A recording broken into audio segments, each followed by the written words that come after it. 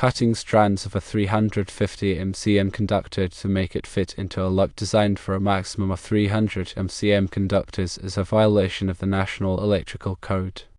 NEC Section 310.14b2 explicitly states that conductors shall not be deformed in such a way that the cross-sectional area of the conductor is reduced. This regulation is in place to ensure the safety and reliability of electrical connections. When strands are removed from a conductor, the cross-sectional area, which is the total area of the copper or aluminum available to carry current, is diminished. This reduction has several negative consequences. Firstly, the resistance of the conductor increases. Resistance is the opposition to the flow of electrical current.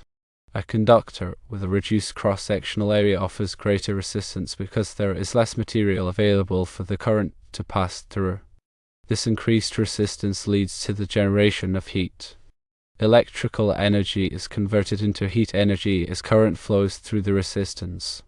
The amount of heat generated is proportional to the square of the current and the resistance.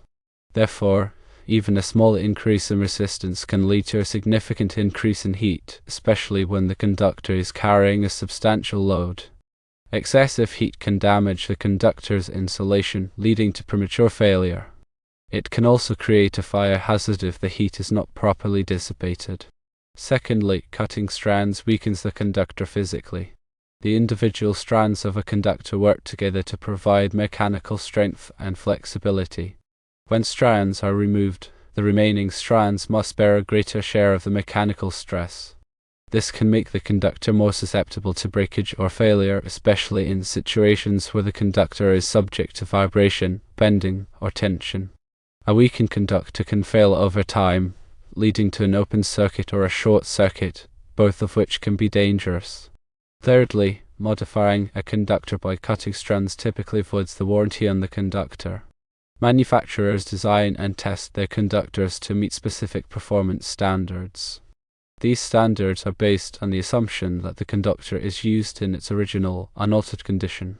When strands are cut, the conductor's performance characteristics are altered, and the manufacturer is no longer responsible for any failures or problems that may arise. Using a modified conductor can also invalidate any insurance coverage that may be in place. If a fire or other incident is caused by a modified conductor, the insurance company may refuse to pay out on a claim. Therefore, cutting strands from a conductor is not only a violation of the NEC, but also a risky and potentially costly practice. If a 350 mcm conductor is required for a particular application, but the available lug has a maximum capacity of only 300 mcm, there are several alternative solutions that should be considered. One option is to use a spacer or reducer. A spacer or reducer is a device that allows a larger conductor to be connected to a smaller lug. These devices are designed to maintain the proper electrical connection and prevent damage to the conductor or lug. Spacers and reducers are available in a variety of sizes and materials to accommodate different conductor and lug combinations. When selecting a spacer or reducer, it is important to choose one that is specifically designed for the intended application and that is listed and labeled by a recognized testing laboratory such as Underwriters Laboratories or UL. Another option is to use a 300 mcm conductor with a larger lug that can accommodate both conductors. This approach involves replacing the original 350 mcm conductor with a smaller 300 mcm conductor and using a larger lug that is rated for the 300 mcm conductor. This option may be feasible if the 300 mcm conductor is capable of carrying the required current load. The ampacity, which is the current carrying capacity of a conductor, is determined by several factors, including the conductor's size, material, insulation type, and the ambient temperature. NEC Table 310.16 provides ampacity ratings for various types of conductors. It is important to consult this table to ensure that the 300 mcm conductor has sufficient ampacity for the intended application. If the 300 mcm conductor is not large enough to carry the required current, then this option is not suitable. Another alternative is to install a larger lug that is rated for 350 mcm conductors. This approach involves replacing the existing lug with a larger lug that can accommodate the 350 MCM conductor. This option is typically the most straightforward and reliable solution, as it ensures that the conductor is properly connected and that the connection meets all applicable codes and standards. When selecting a new lug, it is important to choose one that is compatible with the conductor material, whether it is copper or aluminum. Copper and aluminum conductors require different types of lugs to ensure a proper electrical connection.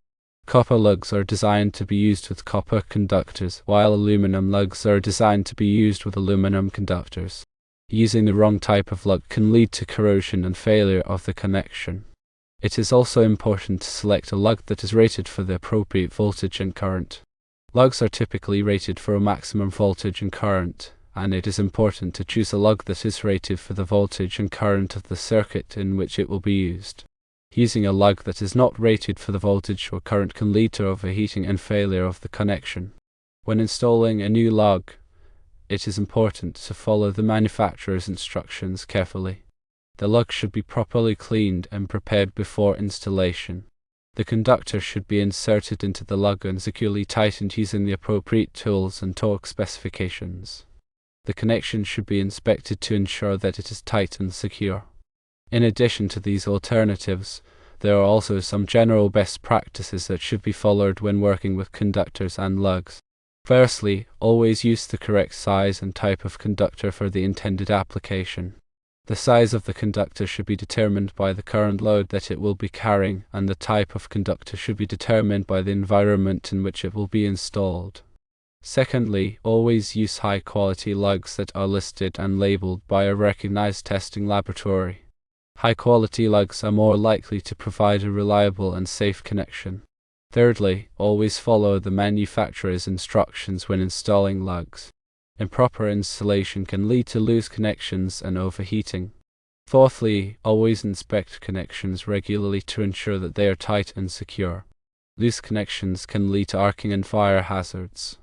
Fifthly, always use appropriate tools and techniques when working with conductors and lugs. This includes using the correct size and type of crimping tool, torque wrench, and other tools. Using the wrong tools can damage the conductor or lug and lead to a faulty connection. Sixthly, always de-energize the circuit before working on any electrical connections. This will help to prevent electrical shock and injury. Seventhly, always wear appropriate personal protective equipment, or PPE, when working with electrical conductors and lugs. This includes wearing safety glasses, gloves, and other protective gear.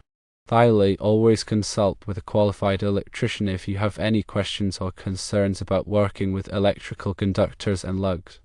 A qualified electrician can help you to select the correct materials and techniques for the job and ensure that the installation is safe and compliant with all applicable codes and standards. In summary, cutting strands from a 350 MCM conductor to fit into a 300 MCM lug is a violation of the NEC and a dangerous practice. There are several alternative solutions that should be considered, including using a spacer or reducer, using a 300 MCM conductor with a larger lug, or installing a larger lug that is rated for 350 MCM conductors. By following these guidelines and best practices, you can ensure that your electrical connections are safe, reliable, and compliant with all applicable codes and standards. Remember to always prioritize safety when working with electricity and to consult with a qualified electrician if you have any questions or concerns. The National Electrical Code is a comprehensive set of standards that governs the safe installation of electrical wiring and equipment. It is updated every 3 years to reflect the latest technological advancements and safety practices. The NEC is not a law, but it is widely adopted by state and local jurisdictions as a basis for their electrical codes. Compliance with the NEC is essential for ensuring the safety of people and property. Failure to comply with the NEC can result in fines, penalties, and even criminal charges.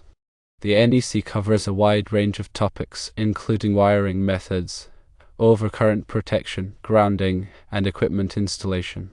It provides detailed requirements for the selection and installation of electrical conductors, cables, raceways, and other electrical equipment.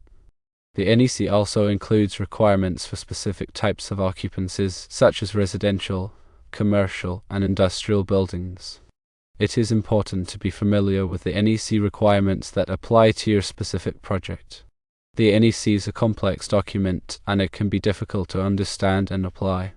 There are many resources available to help you learn more about the NEC, including books, articles, websites, and training courses. You can also consult with a qualified electrician who is familiar with the NEC. A qualified electrician can help you to interpret the NEC requirements and ensure that your electrical installation is compliant. The NEC is a living document and it is constantly evolving.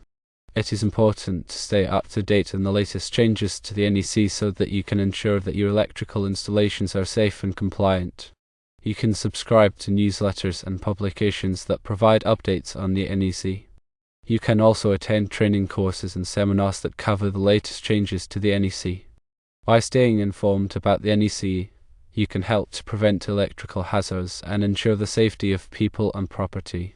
Remember that electrical work can be dangerous, and it is important to take all necessary precautions to protect yourself and others. Always de-energize the circuit before working on any electrical connections. Wear appropriate personal protective equipment, or PPE, when working with electrical conductors and lugs. Use appropriate tools and techniques when working with conductors and lugs. Consult with a qualified electrician if you have any questions or concerns about working with electrical conductors and lugs. By following these safety guidelines, you can help to prevent electrical accidents and injuries. Always prioritize safety when working with electricity, and never take shortcuts that could compromise safety. Your life and the lives of others may depend on it.